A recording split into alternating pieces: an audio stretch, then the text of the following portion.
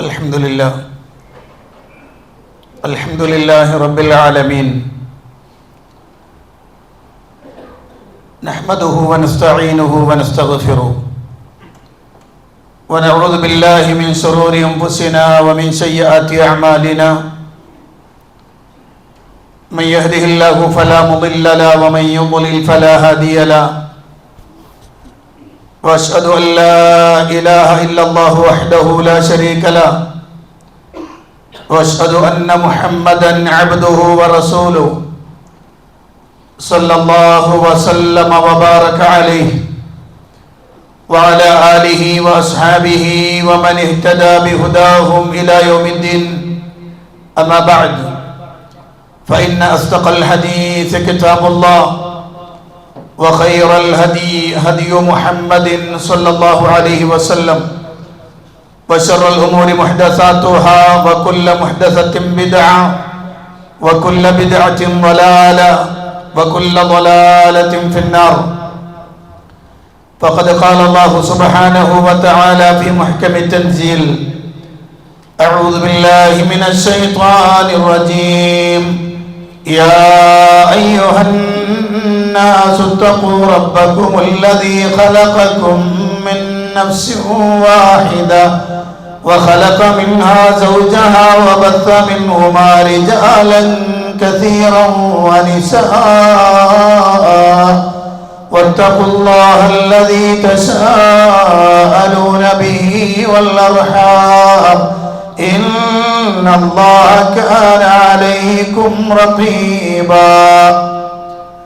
يا أيها الذين آمنوا اتقوا الله وقولوا قولا سديدا يصلح لكم أعمالكم ويغفر لكم ذنوبكم ومن يطع الله ورسوله فقد فاز فوزا عظيما.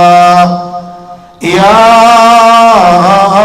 أيها الذين آمنوا اتقوا الله حق تقاته ولا تموتن إلا وأنتم മുസ്ലിമൂൻ. പ്രിയപ്പെട്ട സത്യവിശ്വാസികളെ, സത്യവിശ്വാസിനികളെ, പ്രപഞ്ചനാഥനായ അള്ളാഹുവിൻ്റെ കൽപ്പന നിർദ്ദേശങ്ങൾ ജീവിതത്തിൻ്റെ നിഖില മേഖലകളിലും സൂക്ഷിക്കണമെന്ന് എന്നോടെന്ന പോലെ നിങ്ങൾ ഓരോരുത്തരോടും അതർഹിക്കുന്ന പ്രാധാന്യത്തിൽ ഗൗരവത്തിൽ ഉണർത്തുകയാണ്. പരിശുദ്ധ റമളാനിലെ ഓരോ ദിവസങ്ങളും വളരെ പെട്ടെന്ന് നമ്മിൽ നിന്ന് ഓടി അകന്നുകൊണ്ടിരിക്കുകയാണ്. കടന്നുപോയതിനേക്കാൾ കുറഞ്ഞ സന്ദർഭങ്ങൾ മാത്രമാണ് ഇനി നമ്മുടെ മുന്നിലുള്ളത്. ഏറെ ശ്രദ്ധയും ഗൗരവവും ജാഗ്രതയും പാലിക്കണമെന്ന് ഈ സന്ദർഭത്തിൽ ഉണർത്തുകയാണ്. പരിശുദ്ധ റമളാനിലെ 17ാമത്തെ ദിവസം നടന്ന ബദർ യുദ്ധവുമായി ബന്ധപ്പെട്ടുകൊണ്ട് ധാരാളം വിശ്വാസങ്ങളും ആചാരങ്ങളും അനുഷ്ഠാനങ്ങളും നമ്മുടെ സമൂഹത്തിൽ നിലനിൽക്കുന്നുണ്ട്. വളരെ പ്രാധാന്യമായി നമ്മൾ മനസ്സിലാക്കേണ്ടുന്ന വളരെ പ്രധാനപ്പെട്ട 1-2 കാര്യങ്ങൾ മാത്രമേ ഞാൻ ഉണർത്തുന്നുള്ളൂ.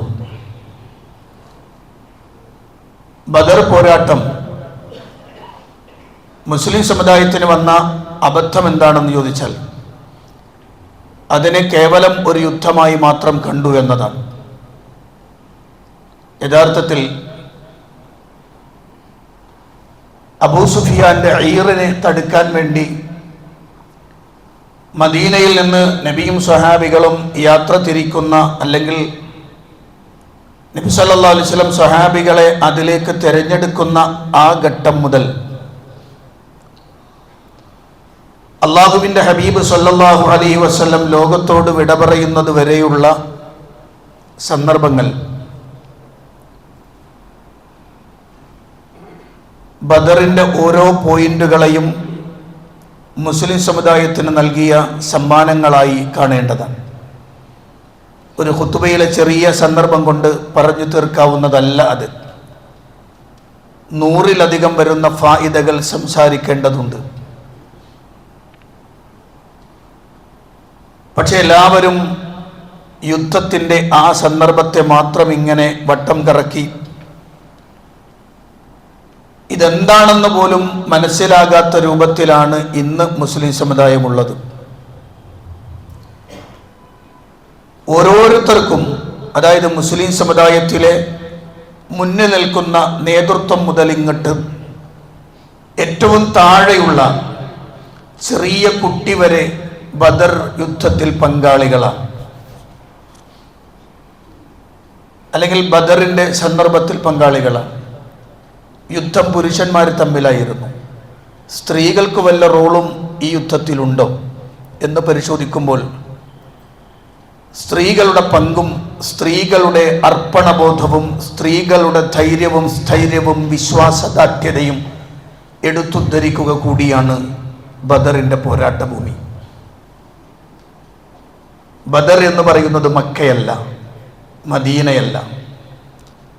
ബദറിൽ നിന്നൊരൊറ്റയാളും ഈ സംരംഭത്തിൽ അനുകൂലമായോ പ്രതികൂലമായോ ഉണ്ടായിട്ടുമില്ല.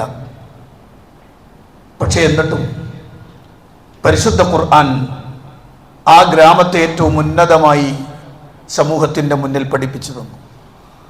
ലോകാന്ത്യം വരെ വരുന്ന മുഴുവൻ വിശ്വാസികളും വിശ്വാസികളല്ലാത്തവരും ആ ഗ്രാമത്തെ നന്ദിയോടെ ഗൗരവത്തോടെ സ്മരിക്കുന്നത് നമുക്ക് കാണാൻ കഴിയുന്നുണ്ട്. അത് കേവലം 2 കൂട്ടർ ഒരുമിച്ച് ചേർന്ന യുദ്ധവുമായി ബന്ധപ്പെട്ടായിരുന്നില്ല എന്ന് ചരിത്രത്തിലൂടെ കടന്നുപോയാൽ നമുക്കത് ബോധ്യപ്പെടും.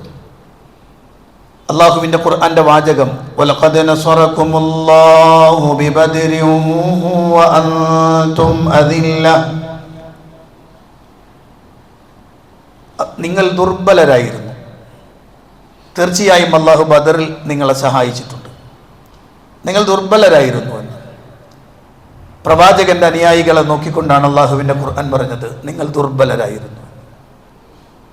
ഇന്ന് മുസ്ലിങ്ങൾ ശക്തരാണോ? ഇന്ന് മുസ്ലിമീങ്ങൾ ശക്തരാണോ? ഒരിക്കലുമല്ല.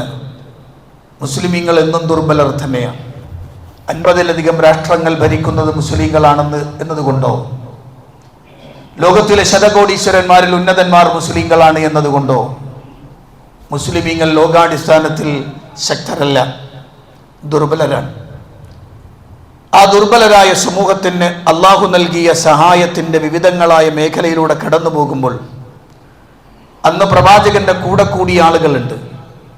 അതിൽ 16 വയസ്സുള്ള ഉമൈർ ബിൻ അബി വഖാസ് മുതൽ, അഥവാ 319 ആളെ നബി സല്ലല്ലാഹു അലൈഹി വസല്ലം തിരഞ്ഞെടുത്തപ്പോൾ ആ 319 ആളിൽ 16 വയസ്സുള്ള ഉമൈർ ബിൻ അബി വഖാസ് മുതൽ തുടങ്ങി പ്രവാചകൻ സല്ലല്ലാഹു അലൈഹി വസല്ലമയെ അതിരറ്റ് സ്നേഹിക്കുന്ന വലിയ പ്രായമുള്ള ഉബൈദത്ത് റളിയല്ലാഹു അൻഹു വരെ വരുന്ന 319 പേരുടെ സംഘം എന്ന് പറയുന്നത് അത് എല്ലാ ആളുകളും ഉൾക്കൊണ്ടതായിരുന്നു നമുക്ക് കാണാൻ കഴിയും. കരുത്തരുണ്ട്, ദുർബലരുണ്ട്, വലിയ മഹത്വമുള്ള ആളുകളുണ്ട്, തീരെ അറിയപ്പെടാത്ത ആളുകളുമുണ്ട്.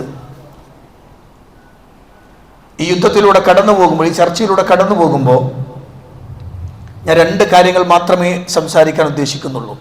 ഒന്ന്, ആ യുദ്ധത്തിൽ പങ്കെടുത്ത 319 ആളിൽ 14 ആളുകൾ ഒഴിച്ച് ബാക്കിയുള്ള ആളുകൾ, കാരണം 14 ആളുകൾ ആ യുദ്ധത്തിൽ ഷഹീദാക്കപ്പെട്ടവരാണ്. ബാക്കിയുള്ള ആളുകൾ, അവർക്ക് ബദറിൽ നിന്ന് എന്തെങ്കിലും പ്രത്യേകമായ അത്ഭുത കഴിവുകൾ കിട്ടിയിട്ടുണ്ടോ എന്നത് പരിശോധിക്കപ്പെടേണ്ടതാണ്. കാരണം ആടുവരവും പോത്തുവരവും ബിരിയാണിയും നെയ്ച്ചോറും പാട്ടും ബഹളവും ഒക്കെയായി നടക്കുമ്പോൾ അതൊരു ചിന്തനീയമായ കാര്യമാണ്. രണ്ടാമത്തെ കാര്യം, ഈ അള്ളാഹുവിൻ്റെ പ്രവാചകൻ സല്ലല്ലാഹു അലൈഹി വസല്ലം തിരഞ്ഞെടുത്ത ആളുകൾ, അതിൽ ഞാൻ പറഞ്ഞു പ്രഗത്ഭരായ ആളുകളുണ്ട്, തീരെ അറിയപ്പെടാത്ത ആളുകളുണ്ട്. പക്ഷേ ആ യുദ്ധം അല്ലെങ്കിൽ ആ സന്ദർഭം നമ്മളെ ബോധ്യപ്പെടുത്തുന്നത് ഇസ്ലാമിൽ നേതൃത്വവും അനുയായികളും എങ്ങനെ ഇടപഴകണം എന്നതാണ്. ഇന്ന് മുസ്ലിം സമുദായത്തിന് നഷ്ടമായ ഏതുവിധ സഹായങ്ങളും മുസ്ലിമീങ്ങൾക്ക് ലഭിക്കുന്നതിൽ നിന്ന് അവരെ ദൂരെ അകറ്റി നിർത്തിയിരിക്കുന്ന വളരെ സുപ്രധാനമായ ഒരു കാര്യം അതാണ്. ഞാനതിൻ്റെ ഈമാനിലേക്കും തഖ്വയിലേക്കും സിദ്ഖിലേക്കും ഒന്നും പോകുന്നില്ല, കാരണം ഇപ്പോഴത് ചർച്ച ചെയ്യപ്പെടേണ്ടുന്നതല്ല എന്നതുകൊണ്ടും ഈ കാലഘട്ടത്തിൽ ചർച്ച ചെയ്യപ്പെടേണ്ടുന്ന സുപ്രധാനമായ 2 കാര്യങ്ങൾ മാത്രമേ ഞാൻ പറയുന്നുള്ളൂ. ഒന്നാമത്തത്, മുസ്ലിം ഉമ്മത്തിലെ നേതൃത്വവും അനുയായികളും എങ്ങനെയാണ് നിലകൊള്ളുന്നത്. അന്ന് അല്ലാഹുവിൻ്റെ റസൂൽ സല്ലല്ലാഹു അലൈഹി വസല്ലം എന്ന നേതാവ്, ആ നേതാവിനെ പരിപൂർണമായും അംഗീകരിച്ചുകൊണ്ട് അങ്ങോട്ടോ ഇങ്ങോട്ടോ നിൽക്കാത്ത പൂർണ്ണമായ വിധേയത്വമുള്ള ഒരു കൂട്ടം ആളുകൾ അല്ലാഹുവിൻ്റെ റസൂൽ സല്ലല്ലാഹു അലൈഹി വസല്ലമയെ അതിരറ്റ് ഇഷ്ടപ്പെടുകയും ആ പ്രവാചകന്റെ കൽപ്പനകൾ ശിരസ വഹിച്ചുകൊണ്ട് ജീവിക്കുവാൻ വേണ്ടി ശ്രമിക്കുകയും ചെയ്യുന്ന ആളുകൾ. അതുകൊണ്ടാണ് 16 വയസ്സുകാരനായ ഉമൈർ ഇബ്നു അബീ വഖാസ് ആ സംഘത്തിൽ പെടാതിരുന്നിട്ടും ആ സംഘത്തിലെത്താൻ വേണ്ടി അങ്ങേയറ്റം റസൂലുള്ളാഹിന്റെ മുന്നിൽ പോയി കരഞ്ഞത്. ഇവിടെ ഇരിക്കുന്നല്ലോ 16 വയസ്സൊക്കെ 17 വയസ്സുള്ള മക്കളുണ്ടല്ലോ. അള്ളാഹുവിൻ്റെ ദീനിനോട് എത്ര കൂറുണ്ടെന്ന് ചോദിച്ചു നോക്ക് മക്കളോട്. അള്ളാഹുവിൻ്റെ ദീനിനോട് അവരുടെ കൂറ് ചോദിച്ചു നോക്ക്. ഹബീബ് സല്ലല്ലാഹു അലൈഹി വസല്ലമയോടുള്ള ഇഷ്ടം ചോദിച്ചു നോക്ക്. ഒരു മദ്ഹ് ഗാനത്തിൽ ഒതുങ്ങുന്നതല്ല നബിതങ്ങളോടുള്ള ഇഷ്ടം. ഒരു ദഫ് പാട്ടിലൂടെ തീരുന്നതല്ല നബിതങ്ങളോടുള്ള ഇഷ്ടം. ജീവിതത്തെ അള്ളാഹുവിൻ്റെ റസൂലിൻ്റെ കൽപ്പനകൾക്കനുസരിച്ച് നിർത്തിക്കൊടുക്കാൻ സാധിക്കുമോ കൗമാരപ്രായക്കാരെ? നിന്റെ ശരീരത്തിൻ്റെ ചേഷ്ടകളും നിന്റെ ഇച്ഛകളും നിന്റെ ആഗ്രഹങ്ങളും ഹബീബ് സല്ലല്ലാഹു അലൈഹി വസല്ലമയുടെ ആഗ്രഹങ്ങൾക്കും ഇഷ്ടങ്ങൾക്കും കൽപ്പനകൾക്കും അനുസരിച്ച് നിർത്തിക്കൊടുക്കാൻ കഴിയുമോ കൗമാരപ്രായക്കാരെ? എങ്കിലാണ് ബദർ എന്ന് ഉച്ചരിക്കാനുള്ള അവകാശം പോലും നിങ്ങൾക്ക് ഉണ്ടാവുകയുള്ളൂ. ഇല്ലെങ്കിൽ അവകാശം ഈ ഉമ്മത്തിനില്ല. ബദർ 14 ആളുകൾ ഷഹീദാക്കപ്പെട്ട് അവരെ മറമാടിയിരിക്കുന്ന ബദറിലെ പ്രധാനപ്പെട്ട ഖബർസ്ഥാനുണ്ട്. ആ ഖബർസ്ഥാന്റെ മുന്നിലത്തെ റോഡിൽ ഒരു ഫലകം ചേർത്ത് വെച്ചിട്ടുണ്ട്. 14 ആളുകളുടെ പേരവിടെ എഴുതി വെച്ചിട്ടുണ്ട്. അതിലൊന്നാമത്തെ പേരുകാരൻ ഉമൈർ ഇബ്നു അബീ വഖാസ് റളിയല്ലാഹു അൻഹു. 16 വയസ്സുള്ളപ്പോൾ നബി സല്ലല്ലാഹു അലൈഹി വസല്ലം ആളുകളെ തെരഞ്ഞെടുത്ത വിവരമറിഞ്ഞ് ഓടിച്ചെല്ല റസൂലുള്ളാഹിന്റെ അടുത്തേക്ക്. നബിയെ, ഞാനും വരുന്നുണ്ട് നിങ്ങളുടെ കൂടെ. റസൂലുള്ളാഹി പറഞ്ഞു, ഉമൈർ, നിങ്ങൾ ചെറിയ കുട്ടിയല്ലേ, പോയിക്കോളി. ഇല്ല നബിയെ, ഞാനുണ്ട്, നിങ്ങളോടൊപ്പം ഞാനുണ്ട്. റസൂലുള്ളാഹി വീണ്ടും പറഞ്ഞു, ഉമൈർ പോയിക്കോളൂ. ഉമൈർ പറഞ്ഞു, നബിയെ, നിങ്ങൾ എൻ്റെ ജേഷ്ഠനായ സഅദിന് അനുവാദം കൊടുത്തിട്ടില്ലേ? ഞാൻ പോണ സഅദിനെ വിളിച്ചോണ്ട് വരാം. നിങ്ങളുടെ മുന്നിൽ നിന്ന് ഞങ്ങൾ 2 പേരും കൂടി പോരാടിയാൽ സഅദിനെ മലർത്തിയടിക്കും ഞാൻ. നിനക്കറിയോ, എന്നെ കൂടെ കൊണ്ടുപോകണം. റസൂലുള്ളാഹി സമ്മതിച്ചില്ല. അവസാനം ഉമൈർ ഇബ്നു അബീ വഖാസ് എന്ന ചെറിയ കുട്ടി റസൂലുള്ളാഹിന്റെ മുന്നിൽ നിന്ന് പൊട്ടിക്കരഞ്ഞു. നബിയെ, നിങ്ങൾ എന്നെ കൊണ്ടുപോകാതെ പോകരുത്. ഞാൻ വലിയ ആഗ്രഹത്തിലാണ്, നിങ്ങളോടൊപ്പം എനിക്ക് വരണം നബിയെ. ആ കരച്ചിലിന് മുന്നിൽ റഹ്മത്തുൽ ലിൽ ആലമീനായ റസൂലുള്ളാഹി സ്വല്ലല്ലാഹു അലൈഹി വസല്ലം സമ്മതിച്ചതാണ്. ആ 16 വയസ്സുകാരൻ നബിതങ്ങളോടൊപ്പം പോയിട്ട് ബദറിൽ നിന്ന് പിന്നെ തിരിച്ചു വീട്ടിലേക്ക് വന്നിട്ടില്ല. ബദറിന്റെ രണാങ്കണത്തിൽ വീരമൃത്യു വരിച്ച 14 ആളുകളിൽ അഗ്രേസരനായി മാറി ഉമൈർ ഇബ്നു അബീ വഖാസ് റളിയല്ലാഹു അൻഹു. സ്വർഗത്തിലേക്ക് ചിറകടിച്ച് പറന്നുപോയ ഉന്നതന്മാരായ ഷഹീദുമാരുടെ കൂട്ടത്തിൽ ഒരാൾ ഉമൈർ ഇബ്നു അബീ വഖാസ് ആയിരുന്നു എന്നാണ്. പ്രിയപ്പെട്ട കൗമാരപ്രായക്കാരായ പൊന്നുമക്കളെ, ജീവിതം അള്ളാഹുവിന്റെ മുന്നിൽ സമർപ്പിക്കാൻ തയ്യാറുണ്ടോ എന്നതാണ് ബദറിന്റെ ചോദ്യം. ഞാൻ പൂർണ്ണമായും അള്ളാഹുവിനെ അനുസരിക്കുന്ന, റസൂലുള്ളാഹിന്റെ മുന്നിൽ പൂർണ്ണമായും അംഗീകരിക്കുന്ന ഒരു അള്ളാഹുവിന്റെ ദാസനാവാൻ, പ്രവാചകനെ അംഗീകരിക്കുന്ന പ്രവാചകന്റെ പ്രിയപ്പെട്ട അനുയായിയാവാൻ ഞാൻ ഇഷ്ടപ്പെടുന്നു എന്ന് പറയാനുള്ള തൻ്റെ ഇടമുണ്ടോ പൊന്നുമക്കളെ? 17 വയസ്സ് കഴിഞ്ഞ് 18ാമത്തെ വയസ്സിലേക്ക് കാലെടുത്ത് വെച്ചതായിരുന്നു മഹാനായ ഹാരിത്ത് ഇബ്നു സുറാഖ റളിയല്ലാഹു അൻഹു. അദ്ദേഹത്തിന് ആകെയുള്ളതൊരു ഉമ്മ മാത്രമാണ്. അള്ളാഹുവിന്റെ റസൂലിന്റെ കൂടെ പോയി തിരിച്ചു വന്നില്ല. അവരുടെ റസൂലുള്ളാഹിന്റെ അടുത്തെത്തുന്ന രംഗണ്ട്, നബിയെ, എൻ്റെ മകൻ ബദറിൽ ഷഹീദാക്കപ്പെട്ടു എന്ന വിവരം കിട്ടിയിട്ടുണ്ട്. എനിക്കറിയേണ്ട ഒരൊറ്റ കാര്യമുണ്ട് നബിയെ, എൻ്റെ മോന് സ്വർഗം കിട്ടുമോ? എൻ്റെ മോന് സ്വർഗം കിട്ടുമെന്ന് എനിക്കറിയണം. റസൂലുള്ളാഹി പറഞ്ഞു, യാ ഉമ്മ ഹാരിസ ഇന്നഹാ ജിനാൻ, നിന്റെ മകൻ എത്രയോ സ്വർഗങ്ങൾ, അവൻ എൻ്റെ കൂടെ ഉണ്ടാകും. കണ്ണുകൾ ഇങ്ങനെ ആ കണ്ണുനീര് തുടച്ചു മാറ്റി ഉമ്മ തിരിച്ചു വീട്ടിലേക്ക് പോകുമ്പോൾ റബ്ബിനോട് ദ്വാരുന്നല്ല, എൻ്റെ മോനെ സ്വർഗത്തിലാക്കി റബ്ബേ, അവൻ്റെ കൂടെ എന്നെയും കൂടി ഒന്ന് സ്വർഗത്തിലേക്ക് എത്തിക്കുമോ അല്ല. എൻ്റെ പ്രിയപ്പെട്ട യുവാക്കളെ, ബദർ പോരാട്ടം മാത്രമല്ല, ബദർ ജീവിതത്തെ അള്ളാഹുവിന് സമർപ്പിക്കാൻ കാണിച്ച യുവത്വത്തിന്റെ തന്റെ ഇടമാണ്. ബദർ അള്ളാഹുവിന് വേണ്ടി തന്റെ ജീവിതത്തെ മാറ്റിവെക്കാൻ ശ്രമിച്ച മഹാന്മാരായ മുൻഗാമികളുടെ ത്യാഗോജ്വലമായ ജീവിതമാണ് ബദർ. അവിടെയാണ് പ്രിയപ്പെട്ടവരെ, ഞാൻ ഉദാഹരണത്തിന് പറഞ്ഞതാ രണ്ടാളുകളെ, മറന്നു പോകരുത്. എൻ്റെ ഉമ്മമാരോട് സഹോദരിമാരോട് ഞാൻ പറയാൻ, അഫ്ര എന്ന് പറയപ്പെടുന്ന പേരും റുബയ്യ എന്ന പേരും രണ്ടും ശ്രീരത്നങ്ങളാണ്, മറന്നു പോകരുത്. സ്വന്തം മക്കളെ അള്ളാഹുവിന്റെ മാർഗത്തിലേക്ക് ഇറക്കി വിടാൻ ധൈര്യം കാണിച്ച രണ്ട് സ്ത്രീകൾ. ഹാരിസത്തിന്റെ ഉമ്മയെ കുറിച്ച് ഞാൻ പറഞ്ഞു, റുബയ്യ. തനിക്ക് താങ്ങും തണലുമായി മോൻ മാത്രമേ ഉള്ളൂ, മോൻ പോയാൽ ഇനി എന്താ കാട്ടെന്ന് ചിന്തിച്ചില്ല. പൊയ്ക്കോളി മോനെ, അള്ളാന്റെ മാർഗത്തിലേക്ക് പൊയ്ക്കോളി. നബിയും സഹാബികളും മദീനെന്ന് പോയി കഴിഞ്ഞപ്പോൾ അബൂ സുഫിയാന്റെ ഈറനെ പിടിക്കാൻ വേണ്ടി യുദ്ധത്തിന്റെ സന്ദർഭത്തെ കുറിച്ച് ചർച്ച വന്നു. അഫ്രാ തന്റെ മക്കളെ വിളിച്ചു, ചെറിയ രണ്ട് മക്കൾ. ആ കുഞ്ഞുങ്ങളെ കയ്യിലേക്ക് വാള് കൊടുത്തിട്ട് അഫ്രാ എന്ന ഉമ്മ പറഞ്ഞ വർത്താനം എന്താ അറിയോ? മക്കളെ, അള്ളാന്റെ റസൂലും സഹാബത്തും പോയിട്ടുണ്ട്, അബൂജഹലും കൂട്ടരും റബീൻ സഹാബത്തിനെ ഉപദ്രവിക്കാൻ വേണ്ടി വരുന്നെന്ന് കേട്ടിട്ടുണ്ട്. മക്കളെ, സാധിക്കുമെങ്കിൽ അള്ളാന്റെ റസൂലിനെ ഏറ്റവും കൂടുതൽ ചീത്ത വിളിച്ച് ഉപദ്രവിച്ച അബൂജഹലിനെ നിങ്ങളെ കൈകൊണ്ട് മുറിക്കാൻ കഴിയുമെങ്കിൽ ചെയ്യടാ മക്കളെ. രണ്ട് കുഞ്ഞുമക്കൾക്ക് വാളും കൊടുത്ത് വിടാൻ ഒരു ഉമ്മ. ദീനീ പ്രവർത്തനത്തിന് മക്കളെ ഇറക്കിയാൽ പരീക്ഷയ്ക്ക് തോറ്റുപോകുന്നു വിചാരിക്കുന്ന മണ്ടികളായ വിഡ്ഢികളായ ഉമ്മമാരുടെ കാലത്താണ് ഞാൻ ഈ ചർച്ച ചെയ്യുന്നത്. പരീക്ഷയ്ക്ക് തോറ്റുപോകുമെന്ന് വിചാരിച്ച് സുബഹി നമസ്കാരം നഷ്ടപ്പെടുത്തുന്ന, ജമാഅത്ത് നിസ്കാരത്തിലേക്ക് വിടാത്ത, തറാവി നിസ്കാരത്തിലേക്ക് വിടാത്ത മണ്ടികളായ വിഡ്ഢികളായ ഉമ്മമാരുടെ മുന്നിലാണ് പ്രിയപ്പെട്ടവരെ അഫ്രാഹിനെ ഞാൻ നിങ്ങളുടെ മുന്നിൽ വെക്കുന്നത്. അത് ദുനിയാവായിരുന്നില്ല അവരാഗ്രഹിച്ചത്. അബ്ദുറഹ്മാൻ ഇബ്നു ഔഫ് റളിയല്ലാഹു അൻഹു കുതിരപ്പുറത്തിരിക്കാൻ. അദ്ദേഹം പറയുന്നത്, എൻ്റെ വലതു ഭാഗത്തൊരു കുത്ത് കിട്ടി. ഞാൻ നോക്കി, ആരാൻ?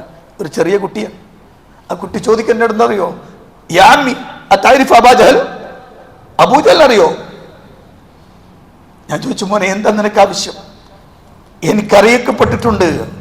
എൻ്റെ അടുത്ത് എൻ്റെ ഉമ്മ എനിക്ക് പറഞ്ഞിട്ടുണ്ട്, എന്റെ പ്രവാചകനെ ഏറ്റവും കൂടുതൽ ഉപദ്രവിച്ചവനാണവൻ, അതുകൊണ്ട് എനിക്ക് അവനോട് പകരം വീട്ടണം ഇന്ന്.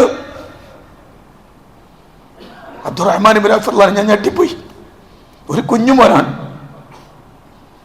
നേരെ പറഞ്ഞു, അതാ നിൽക്കുന്നു അബൂജഹൽ. അപ്പൊ എന്റെ ഇടതു ഭാഗത്തൊരു കുത്ത് കിട്ടി. ഞാൻ നോക്കുമ്പോ വേറൊരു കുട്ടിയാ. അവനും ഇതേ ചോദ്യം ചോദിക്കണത്. അവൻ പറഞ്ഞത്, എനിക്കറിവ് കിട്ടിയിട്ടുണ്ട്, നിന്റെ പ്രവാചകനെ അവൻ ചീത്ത വിളിച്ചിട്ടുണ്ട്, ശകാരിച്ചിട്ടുണ്ട്, എനിക്ക് പകരം ചോദിക്കണം. രണ്ടു മക്കളും ഒരുപോലെ പോകുന്നു അബൂജഹലിന്റെ മുന്നിലേക്ക്. അവരിൽ ആരാണ് ആദ്യം വെട്ടിയെന്ന് എനിക്ക് പറയാൻ കഴിയില്ല എന്ന് അബ്ദുറഹ്മാൻ ഇബ്നു ഔഫ്. ആ രണ്ടിലൊന്ന് അവിടെ നിന്ന് തീർന്നു. രണ്ട് കുഞ്ഞുമക്കളിൽ ഒന്നിനെ അവിടെ നിന്ന് കൊന്നു. ഒന്നിന്റെ കൈ മുറിഞ്ഞു പോയി. സുബ്ഹാനല്ലാഹ്. ഇങ്ങനെയുണ്ട് മക്കളെ. ബദറിലെ ഉമ്മമാരെ കുറിച്ച് അറിയണം. ബദറിൽ ഈ മക്കൾക്ക് പ്രചോദനം കൊടുത്തത് ഉമ്മമാരായിരുന്നു. അവർക്ക് അള്ളാന്റെ ദീനായിരുന്നു പ്രധാനം. ഇന്ന് നമുക്ക് അള്ളാന്റെ ദീന പ്രധാനമല്ല, നമുക്ക് ഭൗതികമാണ് താല്പര്യം. നമുക്ക് ഭൗതിക താല്പര്യം വന്നപ്പോ അള്ളാഹുവിന്റെ ദീനിനോടുള്ള കൂറ് കുറഞ്ഞു. പിന്നെ നമുക്കിങ്ങനെ ബദർ പറയാൻ അവകാശം ഉണ്ടാകുക? ബദറിനെ കുറിച്ച് മിണ്ടാൻ നമുക്ക് അവകാശമുണ്ടോ? ജീവിതത്തിന്റെ ഇന്നലകളിൽ അള്ളാഹുവിന് വേണ്ടി സർവ്വതും സമർപ്പിക്കാൻ സന്നദ്ധരായ പ്രവാചകന്റെ സ്വഹാബികളിൽ ഒരാളെ കുറിച്ചും പറയാൻ അവകാശം നമുക്ക് ഉണ്ടാവുമോ? നിങ്ങൾ ആലോചിച്ച്. ഇന്ന് ഈ സമുദായം ബദറുമായി ബന്ധപ്പെട്ട് വർത്തമാനം പറയുമ്പോഴേക്ക് ധാരാളം ഭക്ഷണങ്ങളുടെയും ആടുകളുടെയും പോത്തുകളുടെയും ചർച്ച അല്ലാത്ത വേറെന്ത് ചർച്ച അവിടെ ഉള്ളത്? ബദരീങ്ങളെ വിളിച്ചു തേടി ബദരീങ്ങളോട് സങ്കടം പറഞ്ഞ് ഏറ്റവും അടുത്ത ദിവസം ഒരാൾ പുറത്തിറക്കിയ ഒരു സംഗതി കണ്ടിട്ട് ഞാൻ അത്ഭുതപ്പെട്ടു. അതിൽ കാണുന്നൊരു വാക്കുണ്ട്, ഈ കാലഘട്ടത്തിലുള്ള മുഴുവൻ സംഗതിക്കും ബദരീങ്ങളാണ് തുണ തരേണ്ടത് എന്നാണ്. സന്താന സൗഭാഗ്യത്തിനും സൗകര്യമുള്ളൊരു വീടിനും പ്രസവത്തിലെ എളുപ്പത്തിനും ബദരീങ്ങളാൽ തുണ, ബദരീങ്ങളാൽ തുണ റബ്ബന. പ്രഷറും പ്രമേഹം ഷുഗറതും അറ്റാക്ക് ക്യാൻസർ മുഴുവനും ശിഫ തന്ന് ദീർഘായുസ്സിനും ബദരീങ്ങളിൽ തുണ റബ്ബന. കച്ചവടം കൃഷി മുഴുവനും ചെയ്യുന്ന ജോലിയിലൊക്കെയും ബദരീങ്ങളെ ബർക്കത്തിനാൽ റഹ്മത്ത് താ യാ റബ്ബന. നിങ്ങൾ ആലോചിച്ച്, ഇവരെന്ത് ബദറിനെ പഠിച്ചിട്ടുണ്ട്? ഇവർ ഈ സ്വഹാബികളെ എങ്ങനെയാ പഠിച്ചത്? ആരാണ് ഈ സ്വഹാബികൾ എന്നുകൂടി അറിയണം. ബദറിൽ നിന്ന് എന്ത് കഴിവാണ് അവർക്ക് കിട്ടിയത്? നിങ്ങൾ നോക്കൂ, ഞാനത് കൂടി പെട്ടെന്നൊന്ന് പറഞ്ഞേക്കുകയാണ്. അള്ളാഹുവിന്റെ റസൂൽ സല്ലല്ലാഹു അലൈഹി വസല്ലമയും 319 ആളുകളും, അതിൽ 14 ആളുകൾ ഷഹീദാക്കപ്പെട്ടു. ഉഹദ് യുദ്ധത്തിൽ 265 ബദരീങ്ങൾ പങ്കെടുത്തിട്ടുണ്ട്. ഉഹദ് യുദ്ധത്തിൽ പങ്കെടുത്തതിൽ 265 ബദരീങ്ങൾ പങ്കെടുത്തു. ഉഹദ് യുദ്ധം നിങ്ങൾക്ക് എല്ലാവർക്കും അറിയാലോ. ശത്രുവിന്റെ ആക്രമണം രണ്ടാമതുണ്ടായപ്പോൾ മുസ്ലിങ്ങൾപ്പെട്ട ചില ആളുകൾ അള്ളാന്റെ റസൂലിന്റെ കൽപ്പനക്ക് ധിക്കാരം പ്രവർത്തിച്ചതുകൊണ്ട്, അല്ല അങ്ങനെ ഞാൻ പറയുന്നില്ല, റസൂലുള്ളാന്റെ കൽപ്പനയോട് എതിര് പ്രവർത്തിച്ചതുകൊണ്ട് വലിയ പോരാട്ടം, വലിയ നഷ്ടമുണ്ടായി. ആ നഷ്ടത്തിൽ സ്വഹാബികൾ പലരും 4 വഴിക്കും തിരിഞ്ഞോടി. ഉഹദിന്റെ മുകളിലൂടെ കടന്ന് മദീനയിലേക്ക് പോയവരുണ്ട്. അള്ളാഹുവിന്റെ ഖുർആൻ പറയുന്നുണ്ട്, വൈദ് തുസ്ഇദൂന വലാ തൽഊന അലാ അഹദിൻ വറസൂൽ യദ്ഉകും ഫീ ഉഖ്റാകും. നിങ്ങൾ മല കയറി ഓടിപ്പോയ സന്ദർഭം പ്രവാചകൻ നിങ്ങളെ പിന്നിൽ നിന്ന് വിളിക്കുന്നുണ്ടായിരുന്നു. പക്ഷെ അത് കേട്ടില്ല ബദരീങ്ങൾ. 265 ബദരീങ്ങൾ അടക്കമുള്ള ആളുകൾ അത് കേട്ടതേയില്ല. റസൂലുള്ള ഒരു 100 മീറ്റർ ഇപ്പുറത്തുനിന്ന്, അടിമകളെ എല്ലാവരും, അള്ളാന്റെ അടിമകളെ എൻ്റെ അടുത്തേക്ക് വരൂ എന്ന് റസൂല വിളിക്കുന്നുണ്ട്. പക്ഷെ അത് കേൾക്കണില്ല. കാരണം അവരെ സംബന്ധിച്ചിടത്തോളം ബദറിൽ നിന്ന് അങ്ങനെ എല്ലാം കേൾക്കാനുള്ള കഴിവൊന്നും കിട്ടിയിട്ടില്ല. അങ്ങനെ കിട്ടിയിരുന്നെങ്കിൽ നബി സല്ലല്ലാഹു അലൈഹി വസല്ലം കൊല ചെയ്യപ്പെട്ടു എന്ന വാദം അവർ അംഗീകരിക്കില്ലായിരുന്നു. ഇന്ന് ഇവിടുന്ന് വിളിച്ചു പറയാണ്, ബദരീങ്ങളെ കാക്കണേ, ബദരീങ്ങളെ രക്ഷിക്കണേ എന്ന് പറഞ്ഞാൽ അത് കേൾക്കുമെന്ന് വിചാരിക്കുന്ന മഹാവിഡ്ഢികളല്ലേ? ഇത് ഖുർആന്റെ നസ്സല്ലേ, ഖുർആൻ പറഞ്ഞതല്ലേ.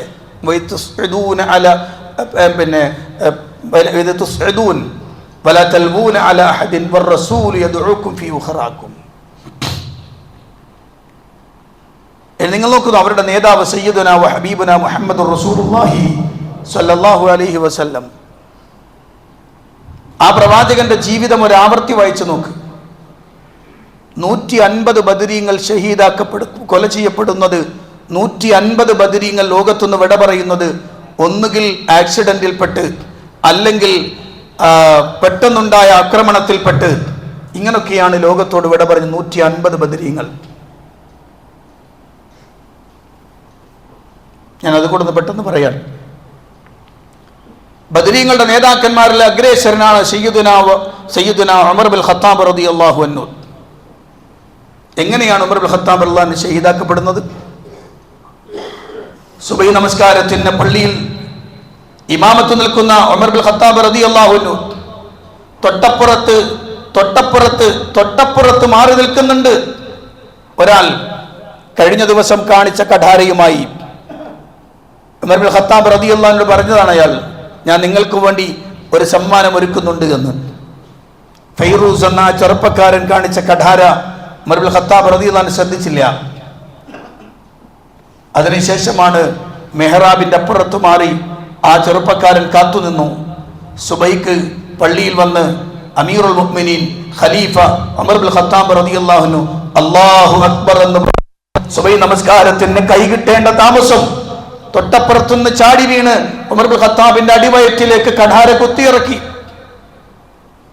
ഒരു വലിയ ശബ്ദം കേട്ടു. ഉമർ നിലത്ത് വീഴുന്നു. ആ കത്തി കൊണ്ട് 13 ആളുകളെ കുത്തി അയാൾ. നിങ്ങൾ ആലോചിച്ച് നോക്കൂ, ഒരു പെടുന്നനെയുള്ള ഒരു ആക്രമണം നേരിടാൻ ഉമറുൽ ഖത്താബിന് കഴിയാതെ പോയത് എന്തുകൊണ്ടാണ്?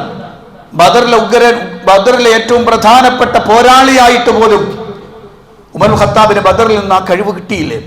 തന്റെ തൊട്ടപ്പുറത്ത് ശത്രു മറഞ്ഞിരിപ്പുണ്ട്, എന്നെ കുത്താൻ വേണ്ടി വന്നതാണ് എന്ന് ഉമറിന് കാണാൻ കഴിഞ്ഞില്ലേ? എന്ന് ഉമറുൽ ഖത്താബിന് അറിയാൻ കഴിഞ്ഞില്ലേ? കുത്തുകൊണ്ട് ബോധരഹിതനായി.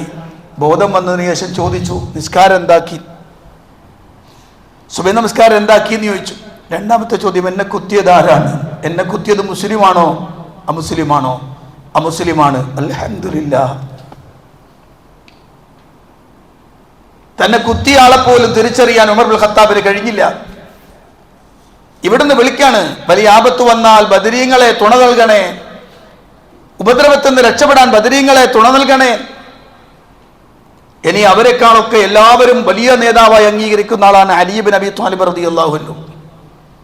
ഷിയകളും സൂഫികളും കേരളത്തിലെ സമസ്തക്കാരടക്കമുള്ള ആളുകൾ വലിയ വലിയ മഹത്വമുണ്ടെന്നും വലിയ തരത്തിലുള്ള പ്രാധാന്യമുള്ള ആളാണ് അലി എന്നും. ഞാൻ ഈ അടുത്ത കാലത്ത് കേരളത്തിൽ അറിയപ്പെടുന്ന ഒരു സൂപ്പർ പ്രസംഗകൻ, ഒരു പ്രഭാഷകൻ, അദ്ദേഹം രാഷ്ട്രീയത്തിലും വലിയ സ്ഥാനമുള്ളയാളാണ്. അദ്ദേഹത്തിന്റെ പ്രസംഗത്തിൽ ഞാൻ കേട്ടു, അത്ഭുതപ്പെട്ടു. ഞാൻ ഇത്രയും വിവരമുള്ള മനുഷ്യന്മാരെ എങ്ങനെയാണ് ഈ അബദ്ധത്തിൽ പോയി ചാടിക്കുന്നത്? അദ്ദേഹം പറഞ്ഞു, അന മദീനത്തുൽ ഇൽമി വ അലിയും ബാബുഹാ. അദ്ദേഹത്തിന്റെ പ്രസംഗത്തിന്റെ പ്രത്യേകത ആളുകൾ വലിയ ഗൗരവത്തോടെ കാണുന്ന പ്രസംഗമാണ്. റസൂലുള്ള പറഞ്ഞു അത്രേ, അന മദീനത്തുൽ ഇൽമി വ അലിയും ബാബുഹാ. ഞാൻ അറിവിന്റെ പട്ടണമാണെങ്കിൽ അതിലേക്ക് കടക്കേണ്ട വാതിൽ അലിയാണെന്ന് റസൂലുള്ള പറഞ്ഞു. അങ്ങനെ റസൂലുള്ള പറഞ്ഞിട്ടില്ല, ശുദ്ധ നുണയാണ്. അത് ശീഴികൾ ഉണ്ടാക്കിയ ഹദീസാണ്, ശീഴികൾ ഉണ്ടാക്കിയതാണ്. പക്ഷെ അതുപോലും കൃത്യമായി ആളുകളുടെ മനസ്സിൽ എത്രത്തോളം സ്ഥാനം പിടിച്ചിട്ടുണ്ടെന്ന് നോക്ക് നിങ്ങൾ. ആ അലി റളിയല്ലാഹുവിന് ലദുന്നിയായ ഇൽമു കിട്ടുന്നു എന്ന് വിശ്വസിക്കുന്നവരാണ് ഭൂരിപക്ഷവും. ഇപ്പോഴും അള്ളാന്റെ അടുത്തുനിന്ന് വിവരം അലി ഇബ്നു അബീ ത്വാലിബിന് കിട്ടും, അന്നും കിട്ടിയിരുന്നു എന്നാ. ആ അലി ഇബ്നു അബീ ത്വാലിബ് ഒരു റമളാൻ 17 വീട്ടിൽ നിന്ന് സുബഹി നമസ്കാരത്തിന് വേണ്ടി ഇറങ്ങി കൂഫയിലെ പള്ളിയിലേക്ക് നടന്നുകൊണ്ടിരിക്കുകയാണ്. ആ സമയത്താണ് മജൂസിയായ മനുഷ്യൻ, പിന്നിൽ നിന്ന് അഗ്നിയാരാധകനായ മനുഷ്യൻ പിന്നിലൂടെ വന്ന് അലിയിന്റെ തലക്ക് വെട്ടുന്നത്. തലയൊട്ടി പിളർന്ന് രക്തം വാർന്നൊഴുകി കൂഫ പള്ളിയുടെ മുന്നിലേക്ക് അലി ഇബ്നു അബീ ത്വാലിബ് റളിയല്ലാഹു അൻഹു വീണുപോയി. ആടുവരവ് കൊണ്ട് ആടിനെ വെട്ടി ആഗ്രഹിക്കുന്ന, ഇഷ്ടമുള്ള ഭക്ഷണം കഴിച്ച് ഏമ്പക്കം വിട്ട് ഞങ്ങൾ ബദർ സ്നേഹികളാണെന്ന് പറയുന്ന ആളുകളോട് ചോദിക്കാനുള്ളതാണ്, എന്ത് സ്നേഹമാണ് നിങ്ങൾക്ക് ബദരീങ്ങളോടുള്ളത്? അല്ല, നിങ്ങൾക്കതൊന്നും സ്നേഹമല്ല, നിങ്ങൾക്കെല്ലാം പണമാണ്, നിങ്ങൾക്കെല്ലാം തീറ്റയാണ്. എല്ലാത്തിനെയും തങ്ങൾക്ക് ഉപകാരപ്പെടുന്ന രൂപത്തിൽ സാമ്പത്തികമായി ഉപയോഗപ്പെടുത്തണമെന്നതല്ലാത്തൊരു സ്നേഹവും ഒരു ബന്ധവും നിങ്ങൾക്ക് ബദരീങ്ങളോടില്ല. ഇനി ഞാൻ രണ്ടാളെ കൂടി പെട്ടെന്ന് പറയാം. ഒന്ന് തൽഹത്ത് ബിൻ ഉബൈദില്ലാഹ് റളിയല്ലാഹു അൻഹു. തൽഹ റളിയല്ലാഹു അൻഹു ബദർ പോരാളിയാണ്. ജമൽ യുദ്ധത്തിൽ തൻ്റെ കുതിരപ്പുറത്തിരിക്കുന്ന സമയത്താണ്, നമ്മുടെ നാട്ടിലൊക്കെ ആളുകൾ കാറിന് 313 എന്ന നമ്പർ വാങ്ങാറില്ലേ പൈസ കൊടുത്തിട്ട്? എന്തിനാണ്? അതിന് ബദരീങ്ങളുടെ സംരക്ഷണം ഉണ്ടാകുമെന്ന് വിചാരിക്കണ വിഡ്ഢികൾ. യഥാർത്ഥത്തിൽ 313 ആ പേര് എഴുതി വെക്കുന്നതിന്റെ പ്രത്യേകത ആക്സിഡന്റിൽ നിന്ന് രക്ഷപ്പെടുത്താനാണല്ലോ. എങ്കിൽ ആ രക്ഷപ്പെടുത്താൻ വരേണ്ടത് ത്വൽഹ റളിയല്ലാഹു അടക്കമുള്ള ബദരീങ്ങളാണല്ലോ. എന്നാൽ ത്വൽഹ റളിയല്ലാഹു ജമൽ യുദ്ധത്തിന്റെ സമയം കുതിരപ്പുറത്തിരിക്കുമ്പോഴാണ് അദ്ദേഹത്തിന്റെ കാലിലേക്ക് ഒരു അസ്ത്രം വന്ന് തറക്കുന്നത്. കാലിന്റെ ഉള്ളിലൂടെ അസ്ത്രം കുതിരയുടെ ആ വാരിയല്ലിലേക്ക് പോയി തറച്ചു. വേദന കൊണ്ട് പിടഞ്ഞ കുതിര ഓടി. ത്വൽഹ റളിയല്ലാഹു പിടുത്തം വിട്ടു. കുതിരപ്പുറത്ത് നിലത്തേക്ക് പോയി. പക്ഷെ അദ്ദേഹം നിലത്ത് വീണില്ല. കുതിര നിർത്താതെ ഓടാൻ, അദ്ദേഹത്തിന് തല നിലത്തടിക്കുന്നുണ്ട്. അദ്ദേഹം അട്ടഹസിച്ച് വിളിക്കുന്നുണ്ട്, ജനങ്ങളെ ഓടിവാ, ഈ കുതിരയെ ഒന്ന് പിടിക്കുന്നു. ആളുകൾ ഓടി എത്തുമ്പോഴേക്ക് വന്ന് ഒരടിമച്ചക്കനാണ് ഓടി വന്ന് കുതിരയെ പിടിച്ചു നിർത്തുന്നത്. നോക്കുമ്പോഴേക്ക് ത്വൽഹ റളിയല്ലാഹു അൻഹു ലോകത്തോട് വിട പറഞ്ഞിരുന്നു. അദ്ദേഹത്തിന്റെ മുഖത്തുനിന്ന് മണ്ണൊക്കെ തുടച്ചു നീക്കിയിട്ട് ഈ കുതിര ഓടിയപ്പോൾ തല അടിച്ചടിച്ച് ശരീരം മുഖം മുറിച്ച് മണ്ണായി. ആ മണ്ണ് തുടച്ച് നിൽക്കിയിട്ട് അലി നബി താലിബ് പറഞ്ഞു, പഠിച്ചോനെ, ഇതിനു മുമ്പ് എന്നെ അങ്ങ് മരിപ്പിച്ചിരുന്നെങ്കിൽ എത്ര നന്നായിരുന്നു അല്ലാഹ്. ഇത് ബദർ പോരാളിയാണ്. എന്ത് കഴിവാണ് പ്രിയപ്പെട്ടവരെ ബദർ പോരാളികൾക്ക് കിട്ടിയത്. ബദറിൽ നിന്ന് അവർ മഹത്വമുള്ളവരാണ്, വലിയ മഹത്വമുള്ളവർ, അള്ളാഹുവിൻ്റെ അടുത്ത് വലിയ സ്ഥാനമുള്ളവർ ഉറപ്പാണ്. പക്ഷെ നിങ്ങൾ ഈ പറയുന്ന ഒരു കഴിവും അവർക്ക് അള്ളാഹു കൊടുത്തിട്ടില്ല. ഇനി ഞാൻ അവസാനിപ്പിക്കുന്നു. ബദർ യുദ്ധത്തിലേക്ക് എത്തുന്ന സമയത്ത് യുദ്ധപ്രഖ്യാപനം ഉണ്ടായപ്പോൾ റസൂൽ അൻസാറുകളെ മുഹാജിറുകളെ ചേർത്തിരുത്തിയിട്ട് ചോദിച്ചു, എന്ത് ചെയ്യണം പറയൂ. അവിടെ മുഹാജിറുകളുടെ കൂട്ടത്തിൽ എഴുന്നേറ്റെന്ന് അഭിപ്രായം പറഞ്ഞ ആളാണ് മിഖ്ദാദ് ബിനുൽ അസ്വദ് റളിയല്ലാഹു അൻഹു. മിഖ്ദാദ് ബിനുൽ അസ്വദ് റളിയല്ലാഹു അൻഹു എഴുന്നേറ്റെന്ന് പറഞ്ഞ വർത്താനം എന്താണ്? നബിയെ, നന്ദി കെട്ട ബനു ഇസ്രായേലികൾ മൂസ നബിയോട് പറഞ്ഞതുപോലെ ഞങ്ങൾ നിങ്ങളോട് പറയൂല. അതിനിർണായകമായ ഘട്ടത്തിൽ ബനു ഇസ്രായേലികൾ മൂസ നബിയോട് പറഞ്ഞു, നീ നിന്റെ റബ്ബും കൂടെ പോയി യുദ്ധം ചെയ്ത് ഞങ്ങൾ ഇവിടെ ഇരുന്നോളാന്നാണ്. അത് ഞങ്ങൾ പറയില്ല. ഞങ്ങൾ പറയുന്ന നബിയെ, നിങ്ങൾ ഇറങ്ങിക്കോ, ഞങ്ങളുണ്ട് പിന്നാലെ. നിങ്ങളുടെ മുന്നിൽ ഞങ്ങൾ ഉണ്ടാകും, നിങ്ങളുടെ പിന്നിൽ ഞങ്ങൾ ഉണ്ടാകും, നിങ്ങളുടെ വലതുവശത്ത് ഞങ്ങൾ ഉണ്ടാകും, നിങ്ങളുടെ ഇടതുവശത്ത് ഞങ്ങൾ ഉണ്ടാകും. ഒരിക്കലും ഞങ്ങൾ പിന്നിലേക്ക് പോകുന്ന പ്രശ്നമില്ല നബിയെ എന്ന് അഭിപ്രായം പറഞ്ഞ മിഖ്ദാദ് ബിനുൽ അസ്വദ് റളിയല്ലാഹു അൻഹു ലോകത്തോട് വിട പറഞ്ഞത് എങ്ങനെയാണെന്നറിയോ? ഇന്ന് പ്രസവം വന്നാൽ പെട്ടെന്ന് ബദരീങ്ങളെ വിളിച്ചാൽ പ്രസവം നടക്കും എന്ന് പറയുന്ന ആളുകൾ മനസ്സിലാക്കണം, മിഖ്ദാദ് റളിയല്ലാഹു അൻഹു കൊടവയറനായിരുന്നു. റോമക്കാരനായ ഒരു അടിമ അദ്ദേഹത്തിനടുത്ത് വന്നിട്ട് പറഞ്ഞു, മിഖ്ദാദ്, ഞങ്ങളുടെ നാട്ടിൽ ഒരു ചികിത്സയുണ്ട്, ഈ അടിവയറിൻ്റെ ഭാഗം ഒന്ന് പൊട്ടിച്ചിട്ട് കൊഴുപ്പെടുത്ത് കളയും. എനിക്കത് അറിയുന്ന ആളാണ്, അതുകൊണ്ട് നിങ്ങളുടെ ഈ കൊടവയർ ഞാൻ കുറച്ചു തരാം, നിങ്ങൾ സമ്മതിക്കുകയാണെങ്കിൽ. മിഖ്ദാദ് റളിയല്ലാഹു അൻഹു പറഞ്ഞു, ആയിക്കോട്ടെ, ചെയ്യാം. അങ്ങനെ ആ അടിമയുടെ മുന്നിൽ കിടന്നു കൊടുത്തു മിഖ്ദാദ് ബിനുൽ അസ്വദ് റളിയല്ലാഹു അൻഹു. ആ അടിമ കത്തി കൊണ്ട് മിഖ്ദാദ് റളിയല്ലാഹു അൻഹു അടിവയറ് പൊട്ടിച്ചു. അടിവയറ് പൊട്ടിച്ച് ഈ കൊഴുപ്പിങ്ങനെ എടുത്തുകൊണ്ടിരിക്കുന്നതിനിടയിൽ രക്തസ്രാവം ശക്തമായി. രക്തം തടഞ്ഞു നിർത്താൻ കഴിയാതെ വന്നപ്പോൾ അടിമ പേടിച്ചോടിക്കളഞ്ഞു. നമ്മുടെ നാട്ടിലെ സമസ്തക്കാരൻ പറയുന്ന കണക്കിലാണെങ്കിൽ മിഖ്ദാദ് റളിയല്ലാഹു അൻഹു വിട്ട പറയാ, ഇവിടെ എന്താ ഓടുന്നത്, അത് രക്തം നിൽക്കില്ല, അതിന് വലിയ പണിയുണ്ടോ, എപ്പം കാണിച്ചു തരാം, ഒന്ന് തുടങ്ങി. കാരണം അവർ ഭയങ്കര കഴിവുള്ള ആളല്ലേ എന്നല്ലേ. മിഖ്ദാദ് റളിയല്ലാഹു അൻഹു ഒന്നും കഴിഞ്ഞില്ല, രക്തം വാർന്നൊഴുകി. അവിടെ കിടന്നാണ് മഹാനായ മിഖ്ദാദ് ബിനുൽ അസ്വദ് റളിയല്ലാഹു അൻഹു ലോകത്തോട് വിട പറയുന്നത്. പറയൂ പ്രിയപ്പെട്ടവരെ, ബദറിൽ നിന്ന് എന്ത് കഴിവാണ്, എന്ത് സൂപ്പർ കഴിവാണ് ഈ മഹാന്മാർക്ക് ലഭിച്ചത്? ഒന്നുമില്ല എന്ന്. അവർ പച്ചയായ മനുഷ്യരായിരുന്നു, പക്ഷേ നമ്മളെക്കാളൊക്കെ ഉന്നതന്മാർ, പ്രഗത്ഭന്മാരാണ്. കാരണം അള്ളാഹുവിൻ്റെ അടുത്ത് വലിയ സ്ഥാനവും മഹത്വമുള്ളവരാണ് എന്നതൊഴിച്ചാൽ നമ്മളെ സഹായിക്കാനും വിളിക്കുമ്പോൾ ഓടി വരാനും നമ്മുടെ വീട് കാക്കാനും നമ്മുടെ കട കാക്കാനും നമ്മുടെ വണ്ടി കാക്കാനും ഒക്കെയുള്ള സെർവൻസുകളാണ് അവരെന്ന് വിചാരിക്കുന്ന മഹാവിഡ്ഢികളുടെ മുന്നിൽ എഴുന്നേറ്റെന്ന് പറയണം, അല്ല, അല്ലാഹു സുബ്ഹാനഹു വ തആല ആദരിച്ച ബഹുമാനിച്ച മഹാന്മാരാണവർ. ഈ മതത്തിനു വേണ്ടി സ്വന്തം ജീവിതം ബലിയർപ്പിക്കാൻ സന്നദ്ധത കാണിച്ച മഹാന്മാരാണെന്ന് ഉറക്കെ പറയാൻ നമുക്ക് സാധിക്കണം. അല്ലാഹു അനുഗ്രഹിക്കുമാറാവട്ടെ. അൽഹംദുലില്ലാഹി റബ്ബിൽ ആലമീൻ, അസ്സലാത്തു വസ്സലാമു അലാ അശ്റഫിൽ അംബിയാഇ വൽ മുർസലീൻ നബിയ്യനൽ ഹബീബ് മുഹമ്മദിൻ സ്വല്ലല്ലാഹു അലൈഹി വസല്ലം വഅലാ ആലിഹി വസഹ്ബിഹി വമൻ തബിഅഹും ബിഇഹ്സാനിൻ ഇലാ യൗമിദ്ദീൻ. അമ്മാ ബഅദ്, ഇത്തഖുല്ലാഹ ഇബാദല്ലാഹ്. പ്രിയപ്പെട്ട സഹോദരന്മാരെ, സഹോദരിമാരെ, അള്ളാഹുവിൻ്റെ കൽപ്പനകൾക്കനുസരിച്ച് ജീവിക്കണമെന്ന് ഒരിക്കൽ കൂടി എന്നോടും നിങ്ങളോടും ഉണർത്തുകയാണ്.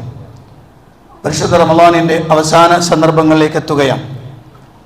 2 ദിവസം കൂടി കഴിഞ്ഞാൽ അവസാനത്തെ 10 നമ്മിലേക്ക് പ്രവേശിക്കുകയാണ്. ഏറ്റവും പ്രധാനപ്പെട്ട അവസാനത്തെ 10, വളരെ ശ്രദ്ധയോടെ കാണേണ്ടുന്ന അവസാനത്തെ 10. അവസാനത്തെ 10 ഒരു രാത്രിയിലാണ് ലൈലത്തുൽ ഖദർ. അത് 21, 23, 25, 27, 29, 5 ദിവസങ്ങളിൽ ഏതെങ്കിലും ഒരു ദിവസമാവാം. അതേതാണെന്ന് നമുക്കറിയില്ല. റസൂലുള്ളാഹിക്ക് അറിവ് കിട്ടിയിരുന്നു, പിന്നീട് മറപ്പിച്ചു കളഞ്ഞു. അതുകൊണ്ട് തന്നെ ഏതു ദിവസം, ഈ പറയപ്പെട്ട ദിവസങ്ങളിലൊക്കെ ലൈലത്തുൽ ഖദറിനെ പ്രതീക്ഷിക്കണം. ഇഅ്തികാഫാണ് വളരെ പ്രധാനപ്പെട്ട ഒരു കാര്യം. അത് ആണിനും പെണ്ണിനും അനുവദനീയമാണ്, സുന്നത്താണ്. നബി സല്ലല്ലാഹു അലൈഹി വസല്ലം അവിടുന്ന് ഇഅ്തികാഫുൽ അശ്റുൽ അവാഖിർ മിൻ റമളാൻ ഹദീസിൽ കാണാം, അവസാനത്തെ 10 നബി തങ്ങൾ ഇഅ്തികാഫിൽ ഇരുന്നിരുന്നു. റസൂലുള്ളാഹിന്റെ വഫാത്തിന് ശേഷം അവിടുത്തെ ഭാര്യമാർ പള്ളിയിൽ ഇഅ്തികാഫ് ഇരുന്നു. അതുകൊണ്ട് സ്ത്രീകൾക്കും പള്ളിയിൽ ഇഅ്തികാഫ് ഇരിക്കണം. പള്ളിയിലെ ഇഅ്തികാഫ് പറ്റുകയുള്ളൂ. സാധിക്കുന്നവരെ ഇഅ്തികാഫ് അനുഷ്ഠിക്കുക. അതുപോലെ തന്നെ കൂടുതൽ സ്വതക്ക കൊടുത്തിരുന്ന സന്ദർഭമായിരുന്നു റമദാനിന്റെ അവസാനത്തെ 10. നബിതങ്ങൾ അടിച്ചു വീശുന്ന കാറ്റിനെ പോലെ ആയിരുന്നു എന്ന് ഹദീസുകളിൽ കാണാം. അതുകൊണ്ട് തന്നെ ഏറെ ശ്രദ്ധ അതിനും നൽകണം എന്നുണർത്തുന്നു. അതോടൊപ്പം തന്നെ നബി സല്ലല്ലാഹു അലൈഹി വസല്ലം ലോകത്തോട് വിട പറയുന്ന അവസാനത്തെ റമദാനിൽ അവിടുന്ന് 2 പ്രാവശ്യം ഖുർആൻ ആദ്യം മുതൽ അവസാനം വരെ ജിബ്രീൽ അലൈഹിസ്സലാത്തു വസ്സലാമിന് ഓതിക്കേൽപ്പിച്ചു കൊടുത്തു എന്ന് ഹദീസുകൾ കാണുന്നുണ്ട്. പരിശുദ്ധ ഖുർആൻ കൂടുതലായി പാരായണം ചെയ്യണം, ധാരാളമായി പാരായണം ചെയ്യണം. ലൈലത്തുൽ ഖദ്റാണെന്ന് സാധ്യതയുള്ള ദിവസമാണെന്ന് മനസ്സിലായാൽ ഞങ്ങൾ എന്ത് പറയണമെന്ന് ആയിഷ ബീവി ചോദിച്ചപ്പോൾ റസൂൽ പറഞ്ഞു, അല്ലാഹുമ്മ ഇന്നക അഫ്വുൻ തുഹിബ്ബുൽ അഫ്വ ഫഅഫു അന്നി എന്ന് പ്രാർത്ഥിക്കണം എന്ന് ആയിഷ ബീവിയോട് അള്ളാഹുവിൻ്റെ റസൂൽ സല്ലല്ലാഹു അലൈഹി വസല്ലം പഠിപ്പിച്ചിട്ടുണ്ട്. അതുകൊണ്ട് തന്നെ ധാരാളം സന്ദർഭങ്ങൾ നമ്മുടെ മുന്നിലുണ്ട്. ഇനിയും ദിവസങ്ങളുണ്ട്. കൂടുതൽ ശ്രദ്ധയോടെ ഗൗരവത്തോടെ മുന്നോട്ട് പോകണം. പള്ളികളിൽ കൂടുതൽ സമയം കഴിച്ചു കൂട്ടുക. ധാരാളമായി ദിക്റുകളും തസ്ബീഹുകളും ഖുർആൻ പാരായണവും വർദ്ധിപ്പിക്കുക. അങ്ങനെ ഈ റമദാൻ നമ്മിൽ നിന്ന് വിട പറയുമ്പോൾ അവസാനത്തെ 10 ദിവസം ഏറ്റവും ഭംഗിയായി ഉപയോഗപ്പെടുത്തിയവരുടെ കൂട്ടത്തിൽ നമ്മൾ ഉണ്ടാവണം. ഷോപ്പിങ്ങും മറ്റുമായി രാത്രികാലങ്ങളിൽ കറങ്ങിത്തിരിയുന്ന ഏർപ്പാട് മുവഹിദുകളായ വിശ്വാസികളായ സമൂഹം ഒഴിവാക്കണം. ആ സമയം അള്ളാഹുവിൻ്റെ പള്ളികളിലോ വീടുകളിലോ ഇരുന്ന് ധാരാളമായി അള്ളാഹുവിനെ ഓർക്കാനും ദിക്ർ ചൊല്ലാനും തസ്ബീഹ് ചൊല്ലാനും ഖുർആൻ പാരായണം നടത്താനും സുന്നത്ത് നമസ്കരിക്കുവാനും ഒക്കെ ഉള്ള സമയമാണ്. അത് ഉപയോഗപ്പെടുത്തണം എന്ന് വളരെ ഗൗരവത്തോടു കൂടി ഉണർത്തുകയാണ്. അള്ളാഹു അനുഗ്രഹിക്കുമാറാവട്ടെ. അവസാനത്തെ 10 വേണ്ട വിധത്തിൽ ഉപയോഗപ്പെടുത്തുന്നവരെ കൂട്ടത്തിൽ ഉൾപ്പെടാൻ പ്രത്യേകം ശ്രദ്ധിക്കണമെന്ന് കൂടി ഉണർത്തുകയാണ്. ഇന്ന് 2 സ്വതക്കകൾ നിങ്ങളോട് പറയാനുണ്ട്. ഒന്ന്, നമ്മൾ എല്ലാ വെള്ളിയാഴ്ചകളിലും സാധാരണ പറഞ്ഞു പോരുന്ന ഒരു സ്വതക്കയാണ് കേന്ദ്ര പള്ളി ഫണ്ട് എന്ന് പറയുന്നത്. അഥവാ കേരളത്തിനകത്തും പുറത്തുമൊക്കെയുള്ള പള്ളികളുടെ നിർമ്മാണവും അതിൻ്റെ ദൈനംദിന പ്രവർത്തനത്തിനുള്ള സഹായവും അതുപോലെ അറ്റകുറ്റപ്പണിക്കുള്ള സഹായവും അങ്ങനെയൊക്കെ ചെയ്യുന്നതിന് വേണ്ടിയിട്ടുള്ള ഒരു സ്വതക്കയാണ്. അതാണ് പറയാനുള്ളത്. നമ്മുടെ ഇവിടെ സാധാരണ ബക്കറ്റ് വെച്ചതുപോലെ അവിടെ ഉണ്ടാകും. ഇൻഷാ അല്ലാഹ് നിങ്ങളതിൽ നിക്ഷേപിക്കണം. രണ്ടാമത് പറയാനുള്ളത് ഏറെ ഗൗരവത്തോടുകൂടി പറയേണ്ടത് IMB-യുമായി ബന്ധപ്പെട്ടതാണ്. ഞാൻ മുമ്പൊരിക്കൽ ഇതുപോലെ IMB-യുടെ ഈത്തപ്പഴ ചലഞ്ചുമായി ബന്ധപ്പെട്ടുകൊണ്ട് IMB-ക്ക് വേണ്ടി ISM നടത്തിയ ഈത്തപ്പഴ ചലഞ്ചുമായി ബന്ധപ്പെട്ട് ഞാൻ നിങ്ങളോട് സംസാരിച്ചിരുന്നു. അൽഹംദുലില്ലാഹ് വലിയ വിധത്തിലുള്ള പ്രതികരണങ്ങൾ ആളുകളുടെ അടുത്തുനിന്നുണ്ടായി. നല്ലൊരു സഹായം IMB-ക്ക് ലഭിക്കാൻ അത് കാരണമാവുകയും ചെയ്തിട്ടുണ്ട്. ഒരുപക്ഷെ കേരളത്തിൽ ഇങ്ങനെ ഒരു സ്ഥാപനം ഉണ്ടോ എന്ന് നമുക്ക് സംശയമാണ്. കാരണം അത്രയധികം ആളുകൾക്ക് ഒരു വർഷത്തിൽ ധാരാളം 8000-ഓളം ആളുകൾക്ക് അവർക്ക് കിഡ്നി സംബന്ധമായ അസുഖത്തിന് ഡയാലിസിസ് ചെയ്യാൻ വേണ്ടി ഉപയോഗപ്പെടുത്താൻ IMB-ക്ക് കഴിഞ്ഞിട്ടുണ്ട്. അതുപോലെ തന്നെ കിഡ്നി മാറ്റിവെക്കൽ ശസ്ത്രക്രിയ ഫ്രീ ആക്കി നടത്തി ചെയ്യാൻ IMB-ക്ക് സാധിക്കുന്നുണ്ട്. അങ്ങനെ ധാരാളം പ്രവർത്തനങ്ങൾ ഒന്നൊഴിയാതെ പാവങ്ങളായ ആളുകൾക്ക് വേണ്ടി ചെയ്തുകൊണ്ടിരിക്കുന്നുണ്ട് IMB-ക്ക് കോട്ടകൾ. അതുകൊണ്ട് തന്നെ നമ്മുടെ തൊട്ടടുത്തുള്ള സ്ഥാപനത്തിനെ അതിനുവേണ്ടി സഹായിക്കൽ നമ്മുടെ ബാധ്യതയാണ്. കേരളത്തിൽ നമ്മുടെ മലപ്പുറം ജില്ലയുടെ കളക്ടർ പറഞ്ഞ സ്ഥിതി വെച്ച് നോക്കുമ്പോൾ ഏറ്റവും കൂടുതൽ കിഡ്നി രോഗികളുള്ള, ഏറ്റവും കൂടുതൽ ക്യാൻസർ രോഗികളുള്ളത് മലപ്പുറം ജില്ലയിലാണെന്ന. കാരണം അമിതമായ ഭക്ഷണവും സമയം തെറ്റിയുള്ള ഭക്ഷണക്രമങ്ങളും കണ്ണിൽ കണ്ടതെല്ലാം തിന്നുന്ന സ്വഭാവമൊക്കെ കൂടി വരുന്നത് കൊണ്ട് ഇപ്പം തന്നെ റമദാൻ തുടങ്ങിയപ്പോൾ തറാവീൻ്റെ സമയത്ത് ഉപ്പുഭരണിയുടെ ചുറ്റുഭാഗത്തും കുട്ടികൾ ഇങ്ങനെ കൂടി നിൽക്കുന്ന കാഴ്ചയാണ് എവിടെയും കാണാം. എന്താണ് ഈ തിന്നണമെന്ന് ഒറ്റൽക്കും അറിയില്ല, ഈ കൊടുക്കണം എന്താണെന്ന് കൊടുക്കുന്നവനും അറിയില്ല. കാരണം അത്രയും ഡേഞ്ചർ സാധനമാണ് തിന്നണമെന്ന് ഓനും അറിയില്ല, ഞാൻ കൊടുക്കണം അത്രയും ഡേഞ്ചറാണെന്ന് മറ്റോനും അറിയില്ല. ഓന് പൈസ കിട്ടിയാൽ മതി, ഇവന് ഇത്തിരി പുളി കിട്ടിയാൽ മതി. യഥാർത്ഥത്തിൽ ഈ ഒരു അവസ്ഥയിലേക്ക് വന്നതുകൊണ്ട് തന്നെ ധാരാളം രോഗങ്ങൾ ഈ സമൂഹത്തിൽ പടർന്നു പിടിച്ചിട്ടുണ്ട്. അത് അത് താഴ്ത്തിക്കൊണ്ടുവരാൻ നടക്കണമില്ല. അപ്പൊ പിന്നെ ചെയ്യേണ്ട പണി ഏതായാലും കിഡ്നി അടിച്ചു എന്ന് ഉറപ്പാണ്. എന്നാൽ IMB-ക്ക് ഇറക്കട്ടെ ഒരു സഹായം, എൻ്റെ സ്വത്തിൽ നിന്നൊരു ഭാഗം എഴുതി കൊടുക്കണമെന്ന് എനിക്ക് തോന്നുന്നത്. കാരണം നേരത്തെ എഴുതി കൊടുക്കൽ നല്ലതാണെന്ന് തോന്നുന്നുണ്ട്. ഏതായാലും അള്ളാഹു അനുഗ്രഹിക്കുമാറാവട്ടെ. കാരണം കൂടുതൽ രൂപത്തിൽ അള്ളാഹിൻ്റെ മാർഗത്തിൽ സദഖ കൊടുക്കുക. IMB-ക്ക് കൊടുക്കുന്ന സദഖ ഒരുപക്ഷെ നമുക്കും ചിലപ്പോൾ ഉപകാരപ്പെടുന്ന അയക്കാം. അള്ളാഹു കാത്തുരക്ഷിക്കുമാറാവട്ടെ. അതുകൊണ്ട് കൂടുതൽ നേരം നമ്മൾ സംസാരിക്കണില്ല. വിഷയം നിങ്ങൾ എന്ത് ചെയ്യുക, ഗൗരവത്തിൽ അറിഞ്ഞിട്ടുണ്ടാകും. അത് നിങ്ങൾ അള്ളാഹുവിൻ്റെ മാർഗത്തിൽ സദഖ കൊടുക്കണം എന്നുണർത്തുന്നു. അള്ളാഹു അനുഗ്രഹിക്കുമാറാവട്ടെ. നമ്മുടെ പ്രവർത്തനങ്ങൾ സ്വീകരിക്കുകയും അർഹമായ പ്രതിഫലം അനുഗ്രഹിക്കുകയും ചെയ്യുമാറാവട്ടെ. വന്നുപോയ തെറ്റുകുറ്റങ്ങൾ അള്ളാഹു വിട്ടുപുറത്തും അപ്പാക്കി തരുമാറാവട്ടെ. മരണപ്പെട്ടവർക്ക് അള്ളാഹു മഗ്ഫിറത്തും മർഹമത്തും പ്രദാനം ചെയ്ത് അനുഗ്രഹിക്കുമാറാവട്ടെ. രോഗം കൊണ്ട് വലിയ ആളുകൾക്ക് അള്ളാഹു രോഗശമനം നൽകി അനുഗ്രഹിക്കുമാറാവട്ടെ. മുസ്ലിമായതിൻ്റെ പേരിൽ പീഡിപ്പിക്കപ്പെടുന്ന കഷ്ടപ്പെടുത്തപ്പെടുന്ന ധാരാളം ആളുകൾ അള്ളാഹുർക്ക് സഹായം നൽകുമാറാവട്ടെ. വസീല മുസ്ലിമീങ്ങൾക്ക് അള്ളാഹു സഹായം നൽകുമാറാവട്ടെ. വസീല മുസ്ലിമീങ്ങൾക്ക് അള്ളാഹു സഹായം നൽകുമാറാവട്ടെ. അള്ളാഹുവിൻ്റെ അനുഗ്രഹം അവരുടെ മേൽ വർഷിക്കുമാറാവട്ടെ. എല്ലാത്തരം പ്രതിസന്ധികളിൽ നിന്നും അള്ളാഹു നമ്മളെ കാത്തുരക്ഷിക്കുമാറാവട്ടെ. അല്ലാഹു മഗ്ഫിറിൽ മുഅ്മിനീന വൽ മുഅ്മിനാത്ത് വൽ മുസ്ലിമീന വൽ മുസ്ലിമാത്ത് അൽ അഹ്യാഇ മിൻഹും വൽ അംവാത്ത് إنك مجيب الدعوات وقاضي الحاجات اللهم أعز الإسلام والمسلمين وأذل الشرك والمشركين اللهم دمر أعداءنا وأعداء الدين بما شئت وكيف شئت يا ذا الجلال والإكرام ربنا آتنا في الدنيا حسنة وفي الآخرة حسنة وقنا عذاب النار آمين برحمتك يا أرحم الراحمين والحمد لله رب العالمين.